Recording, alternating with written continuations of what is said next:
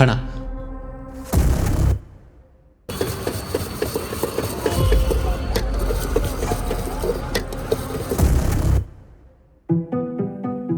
ಏನ್ ಅದ್ಭುತವಾದಂತಹ ಮಾಯ ಕಂಡ್ರೆ ಇದು. ದುಡ್ಡಿಗೆ ಬೆಲೆ ಇತ್ತು, ಇವಾಗ ದುಡ್ಡಿಗೆ ಬೆಲೆ ಇಲ್ಲ. ಒಂದು ಐಸ್ ಕ್ರೀಮ್ ಹುಡುಗರು 5 ರೂಪಾಯಿ ಅಂತಾರೆ. ಒಬ್ಬೊಬ್ಬರ ದೃಷ್ಟಿಕೋನಕ್ಕೂ ಡಿಫ್ರೆಂಟ್ ಆಗಿ ಕಾಣುತ್ತೆ ಇದು. ಬೆಳಿಗ್ಗೆ ಹರಿಬರಿಲೆದ್ದು ಟ್ರಾಫಿಕಲ್ಲಿ ಧೂಳು ಕುಡ್ಕೊಂಡು ಬಾಸ್ ಹತ್ರ ಬೈಸ್ಕೊಂಡು ಬೇಡದೇ ಇರೋ ಕೆಲಸನ ಅದೇ ಥರ ಕಂಟಿನ್ಯೂಸ್ ಆಗಿ ನಾವು ಮಾಡ್ತಾನೇ ಇರ್ತೀವಿ ಜೀವನ ಪರ್ಯಂತ. ಏನಕ್ಕೋಸ್ಕರ? ಇದಕ್ಕೋಸ್ಕರ. ಬಟ್ ರಿಯಾಲಿಟಿ ಏನು ಗೊತ್ತಾ? This is not money. This is fake. Right. This is toilet paper. Okay. ದಿನನಿತ್ಯ ಹಗಲು ರಾತ್ರಿ ಅಂದೇ ನಾವು ಕಷ್ಟಪಟ್ಟು ದುಡಿತಾ ಇರೋ ಹಣನ ಟಾಯ್ಲೆಟ್ ಪೇಪರ್ಗೆ ಕಂಪೇರ್ ಮಾಡ್ತಾ ಇದ್ದಾರೆ one of the biggest business man ಆಗಿರ್ತಕ್ಕಂತಹ ರಾಬರ್ಟ್ ಟಿ ಕಿಯೋಸಕಿ. ಹಾಗಿದ್ರೆ ಹಣ ಅಂದ್ರೆ ಏನು, ಹಣ ಯಾವ ರೀತಿ ಕೆಲಸ ಮಾಡುತ್ತೆ, ಏನ್ ಈ ಸಿಸ್ಟಮ್, ಯಾವ ರೀತಿ ಇದು ಬಿಲ್ಡ್ ಆಗಿರ್ತಕ್ಕಂಥದ್ದು, ಅಟ್ ದ ಸೇಮ್ ಟೈಮ್ ಹಣವನ್ನ ನಾವು ಯಾವ ರೀತಿ ನೋಡಬೇಕು ಇವತ್ತಿನ ಕಾಲಕ್ಕೆ, ಹಾಗೆ ನಮಗೆ ಬೇಕಾಗಿರ್ತಕ್ಕಂತಹ ಕೆಲಸವನ್ನ ಬೇಕಾದಂತಹ ಸಮಯದಲ್ಲಿ ಯಾರ ಮೇಲೂ ಡಿಪೆಂಡ್ ಆಗದೇನೆ ಕಂಫರ್ಟಬಲ್ ಆಗಿ ಮಾಡ್ತಕ್ಕಂಥ ಅಥವಾ ಕಂಫರ್ಟಬಲ್ ಆಗಿ ನಾವು ಕೆಲಸವನ್ನ ಮಾಡ್ತಕ್ಕಂತಹ ಫ್ರೀಡಮ್ ಅನ್ನ ಅಚೀವ್ ಮಾಡ್ಲಿಕ್ಕೆ ನಮಗೆ ನಿಜವಾಗ್ಲೂ ಬೇಕಾಗಿರ್ತಕ್ಕಂಥ ಹಣ ಎಷ್ಟು ಗೋಲನ್ನ ಇಟ್ಕೊಂಡು ನಾವು ಇವತ್ತಿನ ಮಟ್ಟಿಗೆ ಮುಂದುವರಿಬೇಕು, ಈ ಎಲ್ಲಾ ಮಾಹಿತಿಗಳನ್ನ ಈ ವಿಡಿಯೋ ಮೂಲಕ ನಾನು ತಿಳಿಸ್ಕೊಡಕ್ಕೆ ಹೋಗ್ತಾ ಇದ್ದೀನಿ. ಬಟ್ ನನ್ನ ರಿಕ್ವೆಸ್ಟ್ ಏನಪ್ಪಾ ಅಂತಂದ್ರೆ ಈ ವಿಷಯಗಳೆಲ್ಲ ನಿಮ್ಗೆ ಅರ್ಥ ಆಗಬೇಕು ಅಂತಂದ್ರೆ ಈ ವಿಡಿಯೋನ ಕೊನೆವರೆಗೂ ನೋಡ್ತಕ್ಕಂಥದ್ದನ್ನ ಮಿಸ್ ಮಾಡಬೇಡಿ.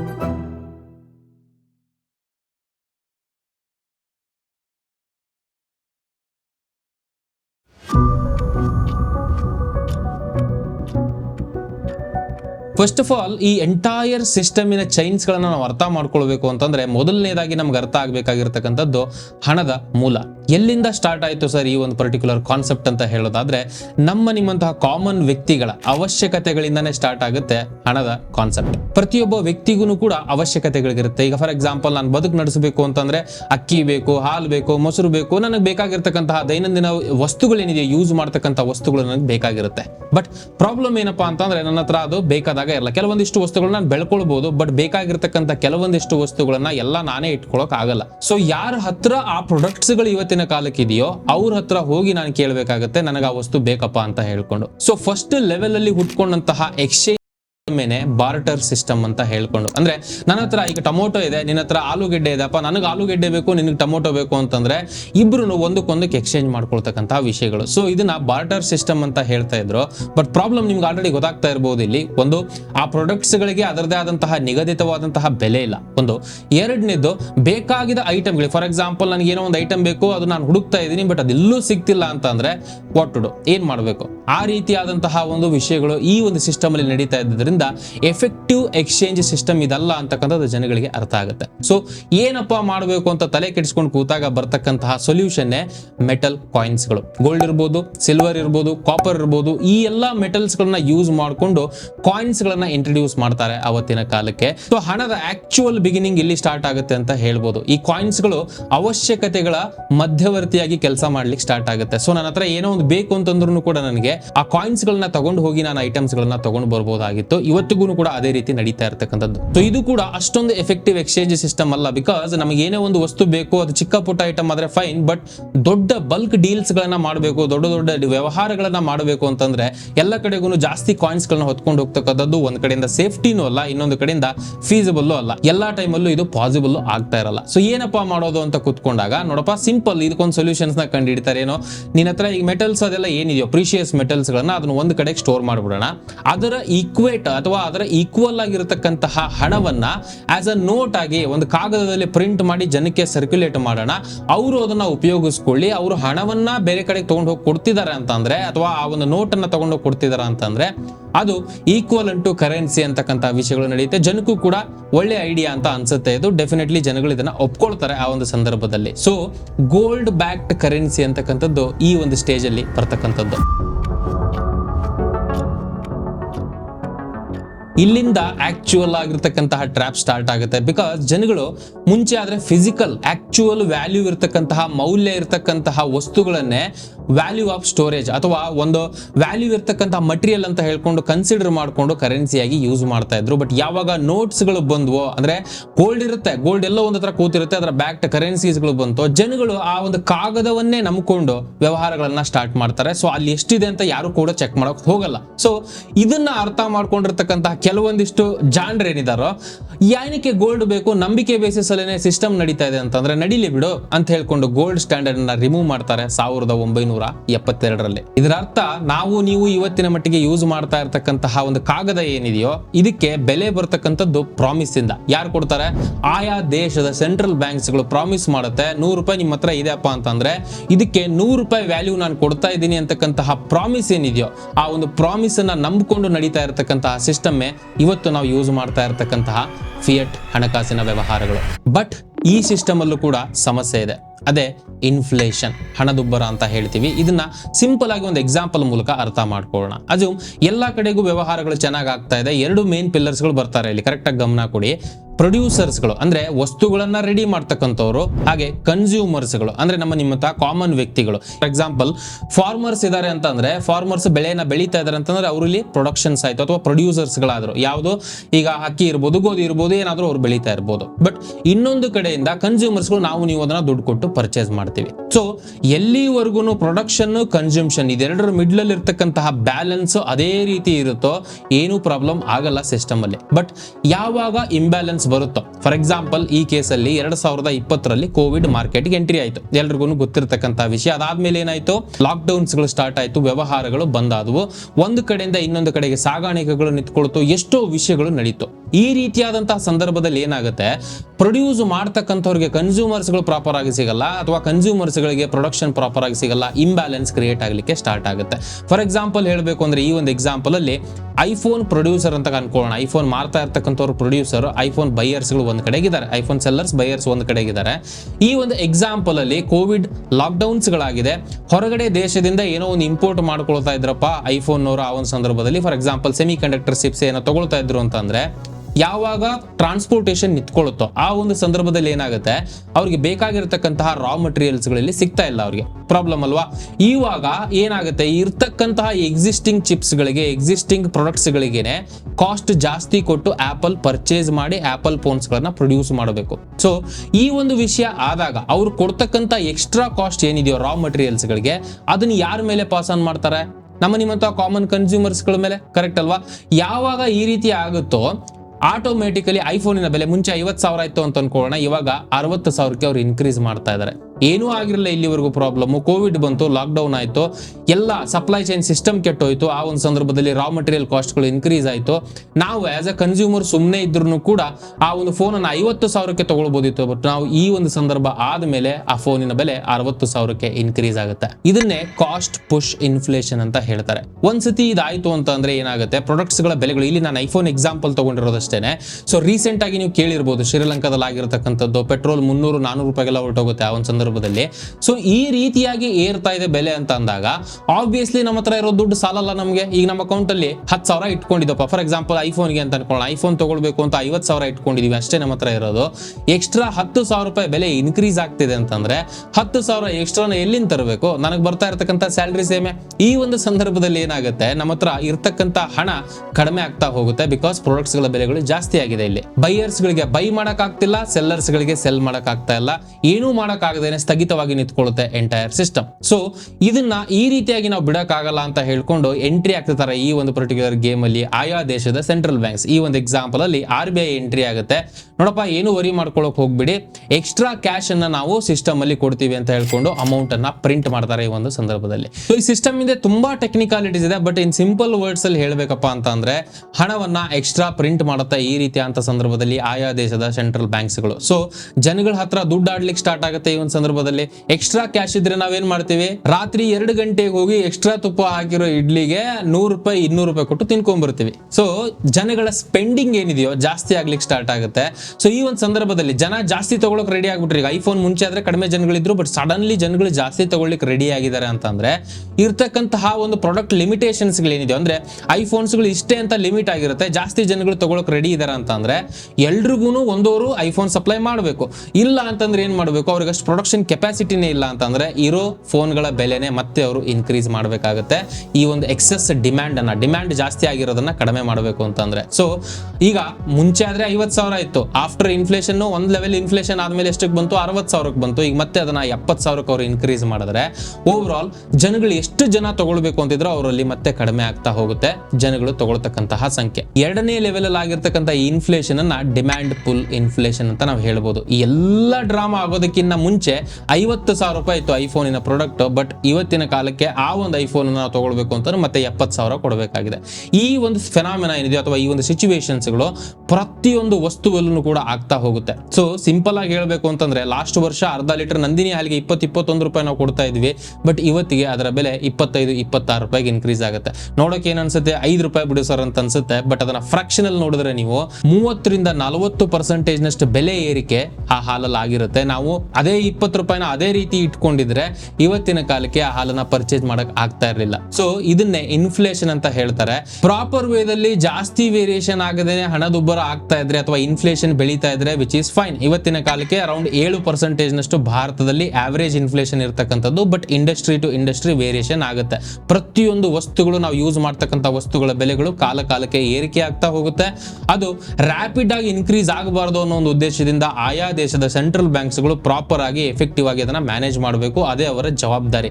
ಆ ಒಂದು ಜವಾಬ್ದಾರಿಯ ಬೇಸಿಸ್ ಅಲ್ಲಿ ಹಾಗೆ ಅವರು ಕೊಡ್ತಕ್ಕಂಥ ಪ್ರಾಮಿಸಿನ ಬೇಸಿಸ್ ಅಲ್ಲಿ ನಿರ್ಧಾರ ಆಗಿರ್ತಕ್ಕಂಥದ್ದು ನಾವು ನೀವು ಇವತ್ತಿನ ಮಟ್ಟಿಗೆ ಉಪಯೋಗಿಸ್ತಾ ಇರ್ತಕ್ಕಂಥ ಹಣದ ಬೆಲೆ. ಇದು ನಿಮಗೆ ಕ್ಲಿಯರ್ ಆಗಿದೆ ಅಂತಂದ್ರೆ ಇವಾಗ ಅರ್ಥ ಮಾಡ್ಕೊಳ್ಳೋಣ. ಸಪೋಸ್ ನಿಮ್ಮ ಹತ್ರ ಸರ್ಟನ್ ಅಮೌಂಟ್ ಇವತ್ತಿನ ಕಾಲಕ್ಕಿದೆ, ನೀವು ಅದನ್ನ ಅಲ್ಲೇ ಇಟ್ಟಿರ್ಬೋದು ಅಥವಾ FD ಇಟ್ಟಿರ್ಬೋದು, ಬ್ಯಾಂಕ್ ಅಕೌಂಟ್ ಅಲ್ಲಿ ಇಟ್ಟಿರ್ಬೋದು, ನೀವೆಲ್ಲೇ ಒಂದ್ ಹತ್ರ ಅಮೌಂಟ್ ಇಟ್ಟಿದ್ದೀರಾ ಅಂತಂದ್ರೂ ಕೂಡ ನೆಕ್ಸ್ಟ್ 5 ವರ್ಷಕ್ಕೆ 10 ವರ್ಷಕ್ಕೆ ಅಮೌಂಟ್ ಅದೇ ರೀತಿ ಉಳ್ಕೊಳ್ಳಲ್ಲ ಬಿಕಾಸ್ ಆಫ್ ಇನ್ಫ್ಲೇಷನ್. ಎಷ್ಟು ಬದಲಾವಣೆಗಳಾಗುತ್ತೆ ಅನ್ನೋದನ್ನ ಅರ್ಥ ಮಾಡ್ಕೊಳ್ಳೋಣ. ಇದಾದ್ಮೇಲೆ ನೆಕ್ಸ್ಟ್ ಸ್ಟೇಜ್ಗೆ ನಾವು ಮೂವ್ ಆಗೋಣ.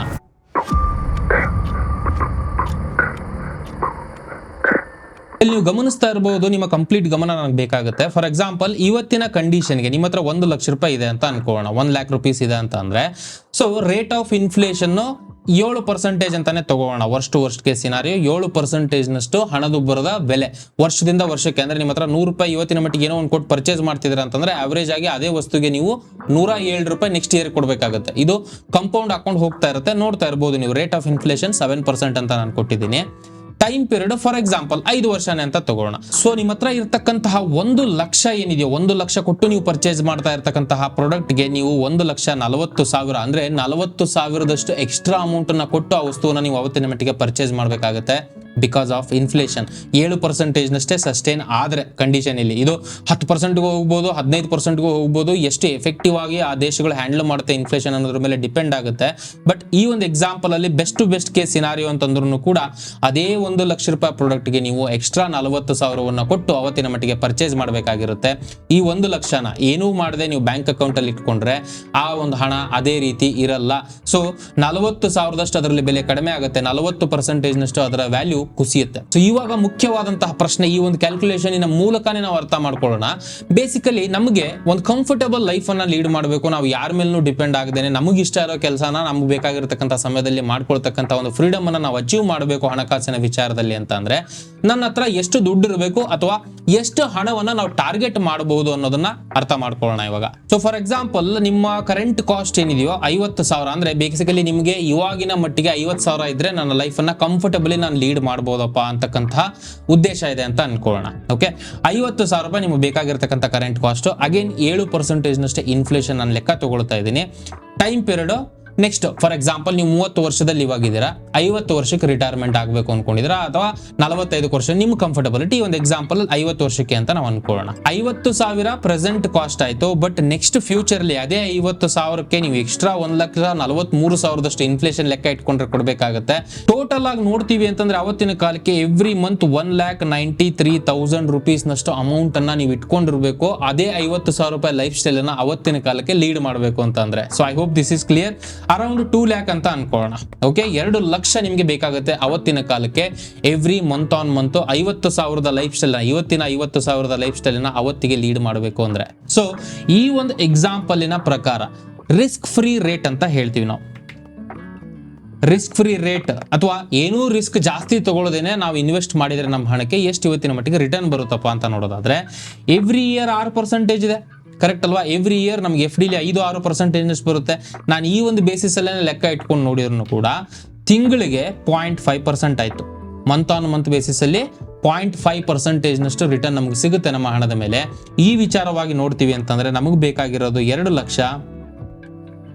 ಲಕ್ಷ ಇದಕ್ಕೆ ಡಿವೈಡೆಡ್ ಬೈ 0.5% ಮಾಡಿದ್ರೆ ನಮಗೆ ಒಂದು ವ್ಯಾಲ್ಯೂ ಸಿಗುತ್ತೆ. ಎಷ್ಟು ಅಂತ ನೋಡೋಣ. ಸೊ ಈ ಒಂದು ಎಕ್ಸಾಂಪಲಿನ ಪ್ರಕಾರ ಟೋಟಲ್ ಆಗಿ ನಾವು ನೋಡ್ತೀವಿ ಅಂತಂದ್ರೆ ನೀವು ಇದನ್ನ ಕ್ಯಾಲ್ಕುಲೇಟ್ ಮಾಡಿ ಚೆಕ್ ಮಾಡ್ಬೋದು. ಅರೌಂಡ್ 4 ಕೋಟಿಯಷ್ಟು ಅಮೌಂಟ್ ನಿಮಗೆ ಬರುತ್ತೆ. 4 crore ಕರೆಕ್ಟ್. ಸೊ 4 ಕೋಟಿಗಳಷ್ಟು ಹಣ ನಿಮಗೆ ಅವತ್ತಿನ ಕಾಲಕ್ಕಿದ್ರೆ ತಿಂಗಳಿಗೆ ನೀವು 2 ಲಕ್ಷ ಗಳಿಸಬಹುದಾಗಿರುತ್ತೆ ರಿಸ್ಕ್ ಫ್ರೀಯಲ್ಲಿ. ಸೊ ಜಾಸ್ತಿ ರಿಸ್ಕ್ ತಗೊಳ್ದೇನೆ.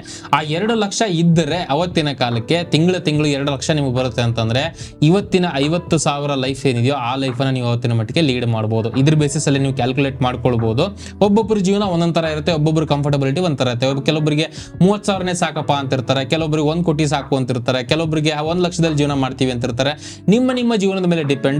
ಇನ್ಫ್ಲೇಷನ್ ಕ್ಯಾಲ್ಕುಲೇಟರ್ ನಾನು ಕೊಟ್ಟಿರ್ತೀನಿ. ಇನ್ಫ್ಲೇಷನ್ ಕ್ಯಾಲ್ಕುಲೇಷನ್ ಮಾಡಿ ನಿಮ್ಗೆ ಎಷ್ಟು ಹಣ ಬೇಕಾಗಬಹುದು ಅವತ್ತಿನ ಕಾಲಕ್ಕೆ ಅಂತ ನೋಡ್ಕೊಳ್ಳಿ. Every month on month divided by 0.5% ಮಾಡಿದ್ರೆ ಅಪ್ರಾಕ್ಸಿಮೇಟ್ಲಿ ನಿಮಗೆ ನಿಮ್ಮ ಅವತ್ತಿನ ಕಾಲದ ಗುರಿ ಎಷ್ಟು ಅನ್ನೋದನ್ನ ಇವತ್ತೇ ನೀವು ಅರ್ಥ ಮಾಡ್ಕೊಳ್ಬಹುದು. ಸೊ 50,000 ಬೇಕಾಗಿರತಕ್ಕಂಥ ವ್ಯಕ್ತಿ 20 ವರ್ಷ ಆದ್ಮೇಲೆ ಅವ್ರಿಗೆ ಕಂಫರ್ಟಬಲ್ ಆಗಿ ಲೈಫ್ ಲೀಡ್ ಮಾಡಬೇಕು, ಅವ್ರಿಗೆ ಬೇಕಾಗಿರೋ ಕೆಲಸ ಮಾಡಬೇಕು ಅನ್ಕೊಂಡಿರ್ತಕ್ಕಂಥ ವ್ಯಕ್ತಿಗೆ ಟಾರ್ಗೆಟ್ ಬಂದು 4 ಕೋಟಿ ಇವತ್ತಿನ ಕಾಲಕ್ಕೆ ನೀವು ಮಾಡಬೇಕಾಗಿರ್ತಕ್ಕಂಥದ್ದು. ಸೊ ಇವಾಗ ಹುಟ್ಟತಕ್ಕಂಥ ಪ್ರಶ್ನೆ, ಸರ್ 4 ಕೋಟಿ ಬಹಳ ಜಾಸ್ತಿ ಆಗೋಯ್ತಲ್ವಾ ಸರ್, ಹೆಂಗ್ ಸರ್ ಇದನ್ನ ಮಾಡೋದು?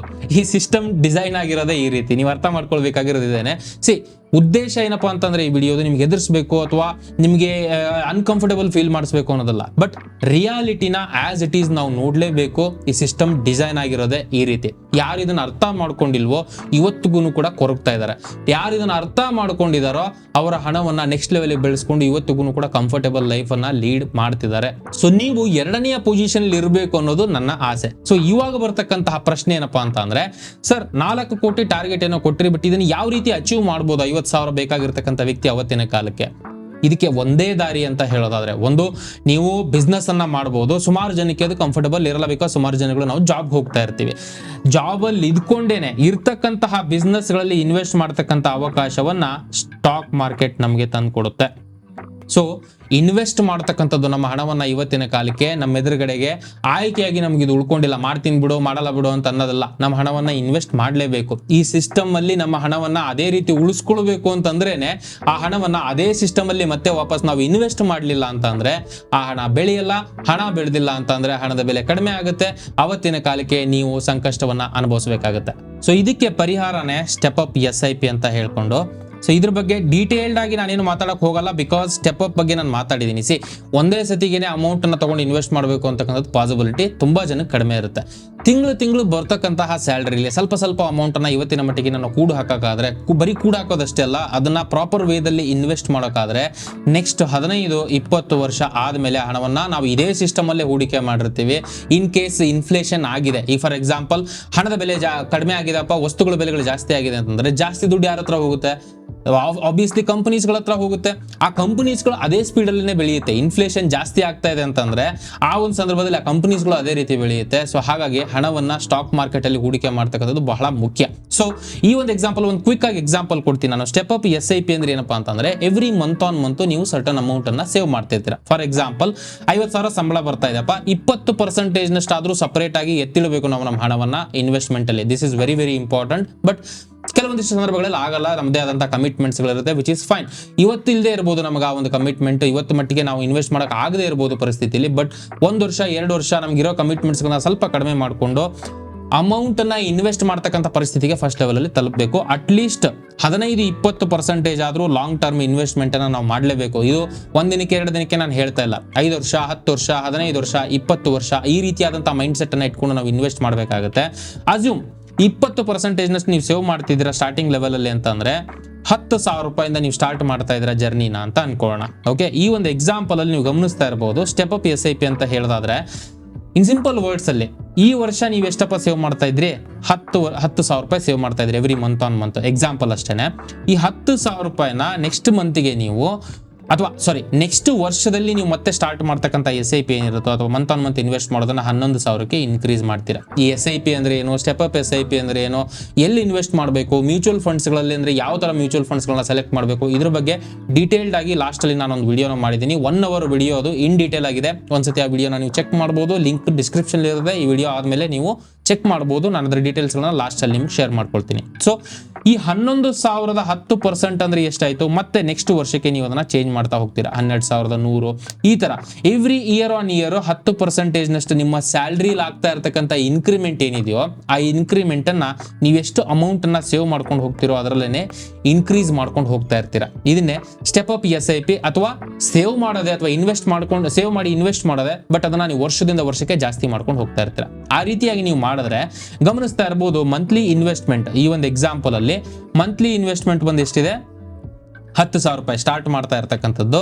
ಎವ್ರಿ ಆನ್ಯುವಲ್ ನಾನು ಎಕ್ಸಾಂಪಲ್ಗೆ ಇಲ್ಲಿ 11% ಅಂತ ತಗೊಂಡಿದ್ದೀನಿ, ಬಟ್ ನೀವು 5%, 6%, 7% ನಿಮಗೆ ಎಷ್ಟು ಕಂಫರ್ಟಬಲ್ ಆಗುತ್ತೋ ಅಷ್ಟು ನೀವು ಮಾಡಬಹುದು. 11% ಅಂತ ತಗೊಂಡಿದ್ದೀನಿ. ಎಕ್ಸ್ಪೆಕ್ಟೆಡ್ ರಿಟರ್ನ್, ನೀವು ಇನ್ವೆಸ್ಟ್ ಮಾಡ್ತಕ್ಕಂತಹ ಜಾಗದಿಂದ ಎಷ್ಟು ಎಕ್ಸ್ಪೆಕ್ಟ್ ಮಾಡಬಹುದು ರಿಟರ್ನ್ ಅನ್ನ, ಬಿಕಾಸ್ ನೀವು ಲಾಂಗ್ ಟರ್ಮ್ಗೆ ಇನ್ವೆಸ್ಟ್ ಮಾಡ್ತಿದ್ದೀರಾ ಅಂತಂದ್ರೆ ಸೋ ಫಾರ್ ಮಿಡ್ ಕ್ಯಾಪ್ ಇರ್ಬೋದು, ಸ್ಮಾಲ್ ಕ್ಯಾಪ್ ಇರ್ಬೋದು, ಸ್ವಲ್ಪ ಎಕ್ಸ್ಟ್ರಾ ರಿಸ್ಕ್ ಇರತಕ್ಕಂತಹ ಇನ್ವೆಸ್ಟ್ಮೆಂಟ್ ಆಪ್ಷನ್ಸ್ಗಳು ಮೋರ್ ದನ್ 15% ರಿಟರ್ನ್ ನ ಕೊಟ್ಟಿದೆ ಹೂಡಿಕೆದಾರರಿಗೆ. ನೀವು ಅಲ್ಲಿ ಇನ್ವೆಸ್ಟ್ ಮಾಡ್ತಿದ್ದೀರಾ ಅಂತ ಅನ್ಕೊಳ್ಳೋಣ. ಎಕ್ಸಾಂಪಲ್ ಅಲ್ಲಿ 15% ನಷ್ಟೇ ನಾನು ಇಲ್ಲಿ ಕನ್ಸಿಡರ್ ಮಾಡ್ತಾ ಇದ್ದೀನಿ. ಬಟ್ ಆನ್ ಅವರೇಜ್ ಹೇಳಬೇಕು ಅಂತಂದ್ರೆ ಗ್ರೇಟರ್ ದ್ಯಾನ್ 13% ರಿಟರ್ನ್ ನ ಸ್ಟಾಕ್ ಮಾರ್ಕೆಟ್ ಕೊಟ್ಟಿದೆ. ಇವನ್ ನೀವು ಮಾಡರೇಟ್ ರಿಸ್ಕ್ ಅಲ್ಲಿ ನೀವು ಇನ್ವೆಸ್ಟ್ ಮಾಡ್ತೀರಾ ಅಂತಂದ್ರೂ ಕೂಡ. ಇನ್ನ ನೆಕ್ಸ್ಟ್ ಬರೋದು ಟೈಮ್ ಪೀರಿಯಡ್. ಎಷ್ಟು ಟೈಮ್ ಪೀರಿಯಡ್ಗೆ ನೀವು ಇನ್ವೆಸ್ಟ್ ಮಾಡ್ತಿದ್ದೀರಾ, 21 ವರ್ಷ ಅಂತ ನಾನು ಇಲ್ಲಿ ಎಕ್ಸಾಂಪಲ್ ತಗೊಂಡಿರ್ತಕ್ಕಂಥದ್ದು. ಒಂಚೂರು ಹೆಚ್ಚು ಕಡಿಮೆ ಆಗುತ್ತೆ, ಬಟ್ ಈ ರೀತಿಯಾಗಿ ಮಾಡಿದ್ರೆ ಆಫ್ಟರ್ 21 ಇಯರ್ಸ್ 21 ವರ್ಷ ಆದಮೇಲೆ ನಿಮ್ಮ ಹತ್ರ ಓವರ್ ಆಲ್ ನೀವು ಇನ್ವೆಸ್ಟ್ ಮಾಡಿರೋ ಇನ್ವೆಸ್ಟ್ಮೆಂಟ್ ಅಮೌಂಟ್ ಎಷ್ಟಿರುತ್ತೆ, ಅಸಲು 86,71,000 ಅಮೌಂಟ್ ಅನ್ನ ಅಸಲಾಗಿ ನೀವು ಸೇವ್ ಮಾಡಿರ್ತೀರ. ಅದಕ್ಕೆ ರಿಟರ್ನ್ ಏನಿದೆಯೋ ನಿಮಗೆ ಅರೌಂಡ್ ಇಷ್ಟು ಬಂದಿರುತ್ತೆ. ಟೋಟಲ್ ಆಗಿ ನೀವು ನೋಡ್ತೀರಾ ಅಂತಂದ್ರೆ 3,57,52,115 ರೂಪಾಯಿಗೆ ಅದು ಬೆಳೀತಕ್ಕಂತಹ ಪಾಸಿಬಿಲಿಟಿ ಇರುತ್ತೆ. C the thing is it's an idea. ಇದನ್ನ ಒಂದು ಐಡಿಯಾ ತರ ಕನ್ಸಿಡರ್ ಮಾಡಿ, ಬಂದೇ ಬರುತ್ತೆ ಹಾಗೆ ಆಗುತ್ತೋ ಗೊತ್ತಿಲ್ಲ, ಬಟ್ ಈ ವಿಷಯನ ಅರ್ಥ ಮಾಡ್ಕೊಂಡು ಇವತ್ತಿನ ಮಟ್ಟಿಗೆ ನಾವು ಸರ್ಟನ್ ಸ್ಮಾಲ್ ಸ್ಟೆಪ್ಸ್ ಗಳನ್ನ ತಗೊಂಡ್ರೆ 3 ಕೋಟಿ ಬರೋ ಜಾಗ 3.5 ಕೋಟಿ ಬರೋ ಜಾಗದಲ್ಲಿ 2 ಕೋಟಿ ಬರಲಿ ಬಿಡಿ, 3.5 ಕೋಟಿ ಬರಲಿ ಬಿಡಿ, ಏನೂ ಬರದೇ ಇರೋದಕ್ಕಿಂತ ಸೇಫರ್ ಜಾಗದಲ್ಲಿ ನಾವು ಇರ್ತೀವಿ. ಆವತ್ತಿನ ಕಾಲಕ್ಕೆ ಅಟ್ಲೀಸ್ಟ್ ನಮ್ಮ ಹಣವನ್ನ ನೆಕ್ಸ್ಟ್ ಲೆವೆಲ್ ಕಂಫರ್ಟಬಲ್ ಆಗಿ ಇಟ್ಕೊಳ್ಳೋ ತರತಕ್ಕಂಥ ಪರಿಸ್ಥಿತಿಯಲ್ಲಿ ಇರ್ತೀವಿ. ಸೊ ಈ ರೀತಿಯಾಗಿ ಟಾರ್ಗೆಟ್ಸ್ ಗಳನ್ನ ಇವತ್ತಿನ ಮಟ್ಟಿಗೆ ನಾವು ಇಟ್ಕೊಳ್ಬೇಕಾಗುತ್ತೆ. ಇದು ಅನ್ರಿಯಲ್ ಅಂತ ಅನಿಸಬಹುದು ಸುಮಾರು ಜನಕ್ಕೆ, ಸರ್ ಇದೆಲ್ಲ ರಿಯಾಲಿಟಿನ, ಇದೆಲ್ಲ ನಾವು ಒಪ್ಕೋಬಹುದಾ, ಈ ರೀತಿಯಾದಂತಹ ಮೈಂಡ್ ಸೆಟ್ ಅನ್ನು ನಾವು ಇಟ್ಕೊಂಡಿರ್ತೀವಿ. This is very very important. C ನೀವು ಎಲ್ಲಿವರೆಗೂ ಯೋಚನೆ ದೊಡ್ಡದಾಗಿ ಮಾಡಲ್ವೋ ದೊಡ್ಡ ರಿಸಲ್ಟ್ಸ್ ಗಳು ನಿಮಗೆ ಬರ್ತಕ್ಕಂತಹ ಪಾಸಿಬಿಲಿಟೀಸೇ ಇರಲ್ಲ ಅಥವಾ ಚಾನ್ಸಸ್ ಇರಲ್ಲ. ನೀವು ಅಟ್ಲೀಸ್ಟ್ ಇದ್ರ ಬಗ್ಗೆ ಥಿಂಕ್ ಮಾಡಬಹುದಲ್ವಾ, ಬರುತ್ತೋ ಬಿಡುತ್ತೋ ಬೇರೆ ವಿಚಾರ. ಸ್ಮಾಲ್ ಸ್ಟೆಪ್ಸ್ ಗಳನ್ನ ಇವತ್ತಿಂದನೇ ತಗೊಳ್ತಕ್ಕಂತಹ ಒಂದು ವಿಷಯವಾಗಿ ನೀವು ಥಿಂಕ್ ಮಾಡಿದ್ರೆ ಇವತ್ತಲ್ಲ ನಾಳೆ 4 ಕೋಟಿ ಬೇಡಪ್ಪ, 2.5 ಕೋಟಿ ಬರ್ತಕ್ಕಂಥ ಪಾಸಿಬಿಲಿಟಿ ಇರುತ್ತಾ? ಪಾಸಿಬಿಲಿಟೀಸ್ಗಳು ಇದೆ. ನೀವು ಸ್ವಲ್ಪ ಟೈಮ್ ಕೊಡ್ತೀರಾ, ಸ್ವಲ್ಪ ಲಾಂಗ್ ಟರ್ಮ್ ಅಲ್ಲಿ ಇನ್ವೆಸ್ಟ್ ಮಾಡ್ತೀರಾ ಅಂತಂದ್ರೆ ಆ ರೀತಿಯಂತ ಅವಕಾಶಗಳು ಇವತ್ತಿನ ಮಟ್ಟಿಗೆ ಮಾರ್ಕೆಟ್ ಅಲ್ಲಿ ಇದೆ. Moral of the story is very very simple. ಹಣ ಅಂತಕ್ಕಂಥದ್ದು ಒಂದು ನಂಬಿಕೆ ಅಷ್ಟೇನೆ. ಹಣಕ್ಕೆ ಅದದೇ ಆದಂತಹ ವ್ಯಾಲ್ಯೂ ಇಲ್ಲ. ಅದಕ್ಕೆ ನಾವು ಎಲ್ಲಿವರೆಗೂ ವ್ಯಾಲ್ಯೂ ಕೊಡ್ತೀವೋ ಅಲ್ಲಿವರೆಗೂ ಮಾತ್ರ ಅದಕ್ಕೆ ವ್ಯಾಲ್ಯೂ ಇರುತ್ತೆ. ಪಾಯಿಂಟ್ 1. ಪಾಯಿಂಟ್ 2, ಈ ಸಿಸ್ಟಮ್ ಡಿಸೈನ್ ಆಗಿರೋದೇ ಈ ರೀತಿ. ಈ ಸಿಸ್ಟಮ್ ಅಲ್ಲಿ ನಮ್ಮ ಹಣವನ್ನ ಇಟ್ಕೊಂಡು ಅದೇ ರೀತಿ ಕಂಫರ್ಟಬಲಿ ಸೊಸೈಟಿಯಲ್ಲಿ ನಾವು ಸರ್ವೈವ್ ಆಗಬೇಕು ನೆಕ್ಸ್ಟ್ ಲೆವೆಲ್ ಅಲ್ಲಿ ಅಂತಂದ್ರೆ ನಮ್ಮ ಹಣವನ್ನ ಹೂಡಿಕೆ ಮಾಡ್ತಕ್ಕಂಥದ್ದು ಆಯ್ಕೆ ಆಗಿಲ್ಲ ನಮಗೆ. ಇದೊಂಥರ ಇವತ್ತಿನ ಮಟ್ಟಿಗೆ ಅವಶ್ಯಕತೆ ಆಗಿದೆ. ಇದನ್ನ ಅವಶ್ಯಕತೆ ಅಂತ ಕನ್ಸಿಡರ್ ಮಾಡಲೇಬೇಕು. ನಾವು ನಮ್ಮ ಹಣವನ್ನ ಅಥವಾ ಈ ಒಂದು ಇನ್ಫ್ಲೇಷನ್ ಎಫೆಕ್ಟ್ ಅನ್ನು ನಾವು ಬೀಟ್ ಮಾಡಬೇಕು ಅಂತಂದ್ರೆ investing is the only choice. Number 3, ಚಿಕ್ಕದಾಗಿ ಯೋಚನೆ ಮಾಡೋದಲ್ಲ, ಯೋಚನೆ ಮಾಡೋದೇನೆ ಸ್ವಲ್ಪ ದೊಡ್ಡ ಲೆವೆಲ್ಗೆ ನಾವು ಯೋಚನೆ ಮಾಡ್ತಾ ಇದೀವಿ ಇವತ್ತಿನ ಮಟ್ಟಿಗೆ ಅಂತಂದ್ರೆ ಆ ದೊಡ್ಡ ರಿಸಲ್ಟ್ ಅನ್ನ ಅಚೀವ್ ಮಾಡ್ತಕ್ಕಂಥ ಅವಕಾಶಗಳು ನಮ್ಮ ಎದುರುಗಡೆ ಇರುತ್ತೆ. ಅಟ್ಲೀಸ್ಟ್ ಆ ಒಂದು ರಿಸಲ್ಟ್ ಅಚೀವ್ ಮಾಡ್ತೀವಿ ಇಲ್ವೋ ಗೊತ್ತಿಲ್ಲ, ಅದರ ದಾರಿಯಲ್ಲಾದ್ರೂ ನಾವು ಇದೀವಿ ಅಂತಂದ್ರೆ ಅದನ್ನ ಅಚೀವ್ ಮಾಡ್ತಕ್ಕಂಥ ಅವಕಾಶಗಳು ಜಾಸ್ತಿ ಆಗುತ್ತೆ ಅನ್ನೋದನ್ನ ಈ ಎಂಟೈರ್ ವಿಡಿಯೋ ಮೂಲಕ ನಾವು ಕಲಿಬಹುದಾಗಿರುತ್ತೆ. 15, 20, 10 ವರ್ಷ ಆದ್ಮೇಲೆ ಅಯ್ಯೋ ಹಣಕ್ಕೆ ಬೆಲೆನೇ ಇಲ್ಲ ಅಂತ ಅನ್ಕೊಂಡು ಕುತ್ಕೊಳ್ಳೋ ವ್ಯಕ್ತಿ ಆಗೋಕೆ ಹೋಗ್ಬೇಡಿ. ಆ ಹಣಕ್ಕೆ ಬೆಲೆಯನ್ನ ಇವತ್ತಿಂದನೇ ನೀವೇ ಕ್ರಿಯೇಟ್ ಮಾಡಕ್ಕೆ ಸ್ಟಾರ್ಟ್ ಮಾಡಿ ಅಂತ ಹೇಳ್ತಾ ಈ ವಿಡಿಯೋನ ಇಲ್ಲಿಗೆ ಮುಗಿಸ್ತಾ ಇದ್ದೀನಿ. ಮತ್ತೆ ನಿಮಗೆ ನೆಕ್ಸ್ಟ್ ವಿಡಿಯೋದಲ್ಲಿ ಸಿಗ್ತೀನಿ. ಅಲ್ಲಿವರೆಗೂ ಜೈ ಹಿಂದ್.